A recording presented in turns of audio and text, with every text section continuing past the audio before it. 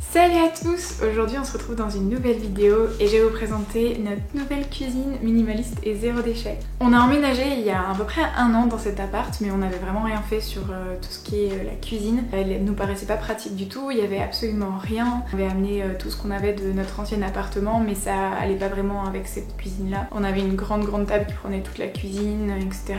Donc là on a enlevé cette grande table, on a enlevé notre lave-vaisselle qui ne marchait pas. Et puis on a racheté un meuble, un seul, et ça fait toute la différence, c'est vraiment chouette. Donc je voulais vous montrer aujourd'hui ce petit tour de notre cuisine et en même temps vous donner nos astuces et comment on gère une cuisine zéro déchet et minimaliste. Donc voilà la cuisine, c'est ce meuble qu'on a racheté et qu'on a monté là.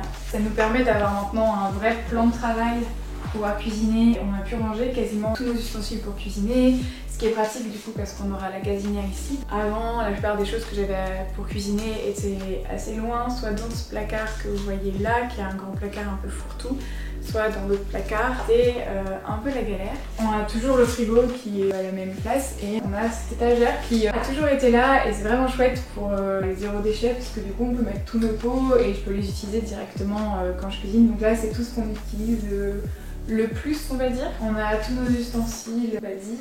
On a aussi Sébastien qui avait acheté ça pour mettre toutes nos épices et du coup on les re-remplit à chaque fois et c'est super pratique. Ici on a aussi tous les couverts et les ustensiles. J'essaye de garder le plus minimaliste nos ustensiles. Après on utilise énormément de choses parce qu'on cuisine beaucoup. Nos couverts, quelques ustensiles par ici aussi, économe et presse-paille. Voilà. C'est à peu près ce qu'on a ici. On essaye de ne pas avoir un tiroir rempli d'ustensiles non plus qui ne sert à rien. Ici la seule chose qu'on a en plusieurs en double c'est les cuillères en bois. On en a en effet 3 mais parce que je cuisine souvent en grosse quantité en même temps. En fait on a énormément de rangements dans cette cuisine. On a ce placard là, on a un énorme placard qui est en fait plus en dressing, on sait même pas pourquoi c'est dans une cuisine. Et on a encore un placard derrière la caméra. Tout le monde aime avoir beaucoup de rangements, la plupart des gens veulent avoir beaucoup de rangements mais quand on essaye d'être minimaliste, souvent quand il y a des choses qui sont vraiment très vides, des étagères vides, on a tendance à essayer de les remplir. Donc on essaye d'avoir des choses sur chaque étagère mais de pas essayer de les remplir beaucoup trop. Donc on a quelques étagères qui sont vides et ici on essaye de pas remplir trop les étagères non plus. Donc là on a toutes nos assiettes et tout ce qui est électroménager qu'on utilise régulièrement. Donc on a notre bouilloire qui est toujours sur le plan de travail parce qu'on l'utilise tous les jours. Notre grille-pain pour quand on utilise est dans le placard, notre mixeur aussi. Ensuite sur l'autre placard on a toutes nos casseroles, nos poêles, saladier et plats à tarte ou à gratin. Voilà, très classique. De l'autre côté de la cuisine, on a un peu tout ce qui est rangement pratique que j'ai besoin régulièrement. On a un micro-ondes, on n'utilise pas si souvent que ça et souvent on réchauffe à la poêle ou au four. Donc on réfléchit à s'en débarrasser, on va voir combien de fois on l'utilise dans les prochains mois. En dessous, on a un petit tiroir, donc ça fait très longtemps que je les ai achetés. Ça s'appelle des Food Huggers. Quand on a un fruit coupé en deux, on peut les mettre dessus. Donc par exemple si vous avez un concombre, vous pouvez mettre ça dessus. Et ça permet de les garder plus longtemps au frais et de ne pas utiliser de grappe plastique. Et on a aussi la version avocat. Ils sont pas mal. Ces outils en silicone, c'est pas ce que j'utilise le plus. J'ai plutôt utilisé ce qu'on a ici, qui sont nos wraps en cire d'abeille, qu'on met dessus directement. Bon, les deux sont bien, donc voilà, ce que vous avez comme alternative peut marcher.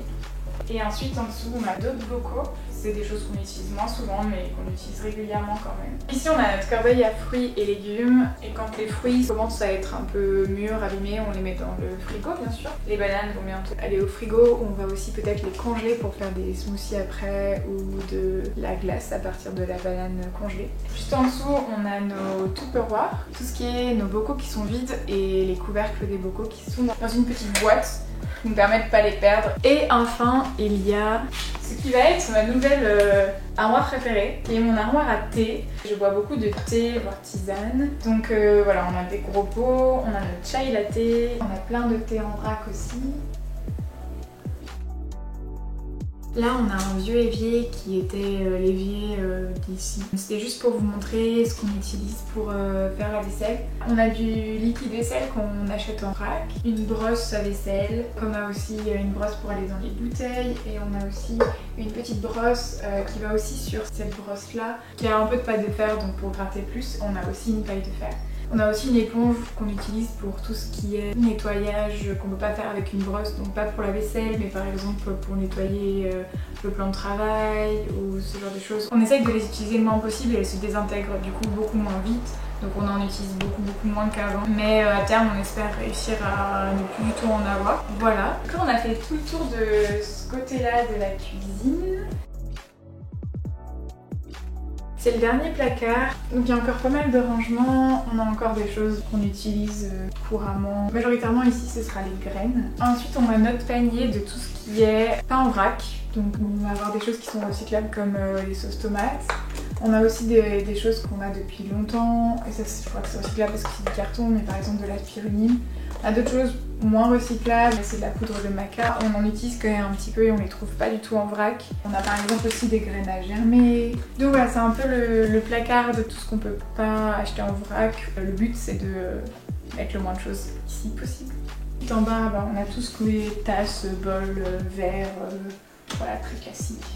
On a encore des bocaux, mais c'est plus les bocaux dans lesquels on boit. Et enfin on a nos plateaux pour emmener les choses dans notre appartement. Et voilà, et notre aspirateur et du bricolage. Là on a le coin qui est pas très glamour, tout ce qui est poubelle, etc. Donc on a nos sacs qui sont nos sacs de course, nos sacs à vrac, donc c'est rempli de plein de tote bags et de sacs à vrac qu'on utilise et qu'on prend pour aller au marché. On a notre poubelle classique qui est une énorme poubelle, mais on met des sacs beaucoup plus petits dedans.